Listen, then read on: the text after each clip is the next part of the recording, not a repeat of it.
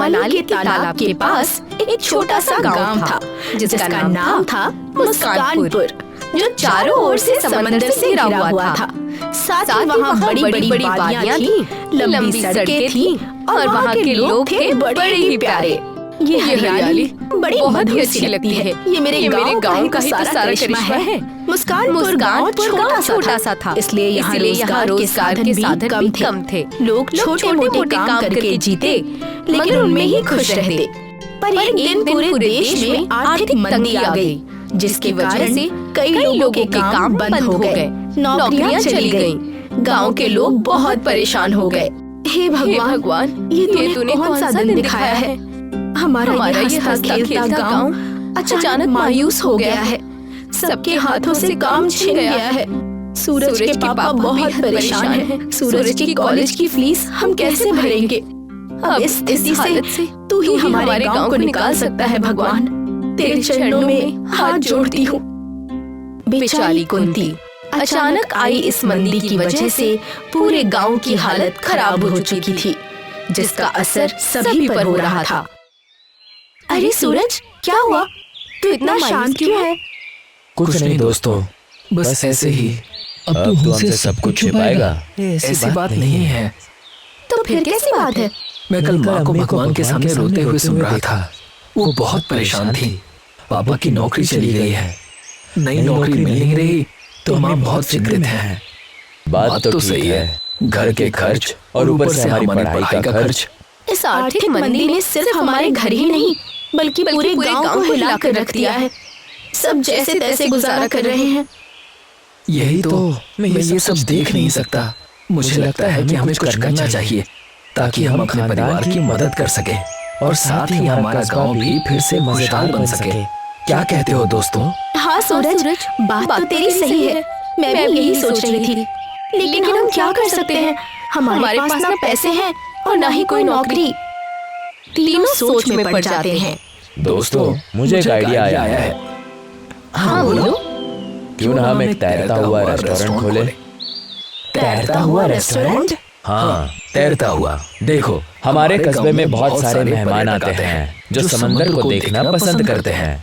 अगर हम उन्हें समंदर के बीच खाने पीने की सहूलियत दें, तो सोचो लोगों को कितना पसंद आएगा। बात तो सही है तेरी। वही तो, जरा सोचो, अगर हम ये कर पाए तो इस मंदी के वक्त में भी हम अच्छा खासा कमा सकते हैं।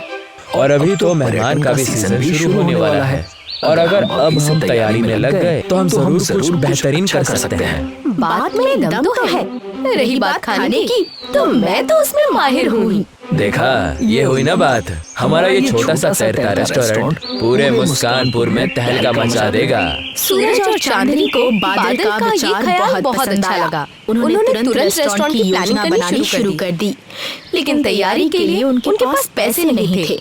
इसलिए उन्होंने गांव के सरपंच से मदद मांगने का फैसला किया। क्या तैरता हुआ रेस्टोरेंट?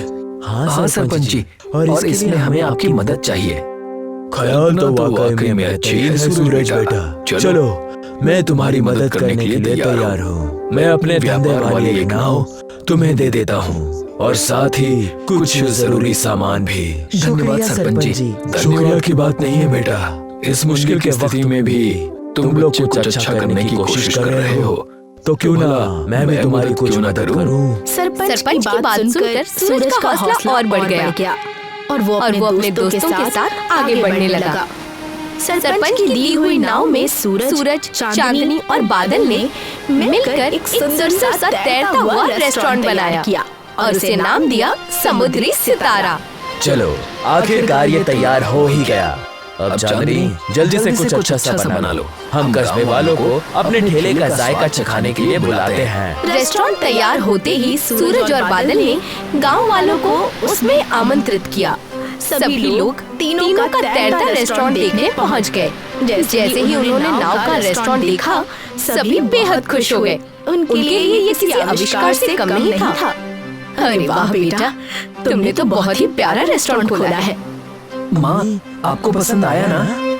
हाँ बेटा, मुझे बहुत पसंद आया। मैं बस यही चाहता था माँ। अब देखना, मैं इससे बहुत पैसे कमाऊंगा और घर की पूरी मदद करूंगा। मैं आपको अब फिर कभी भगवान के सामने रोने नहीं दूंगा।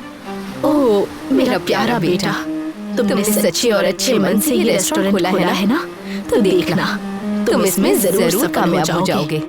अगले दिन सूरज, चांदनी और बादल ने अपने तैरते हुए रेस्टोरेंट को पर्यटकों के लिए खोल दिया।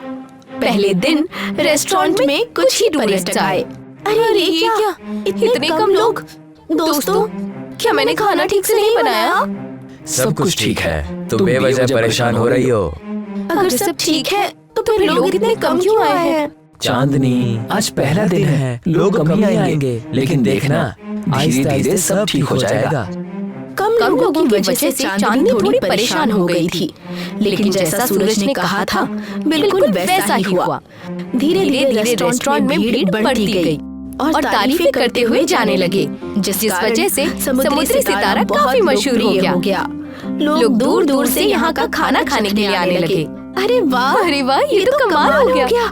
लोगों को हमारा रेस्टोरेंट और यहाँ का खाना पसंद आने लगा है। देखा, मैंने कहा था ना ऐसा ही होगा। तुम बेवजह परेशान हो रही थी।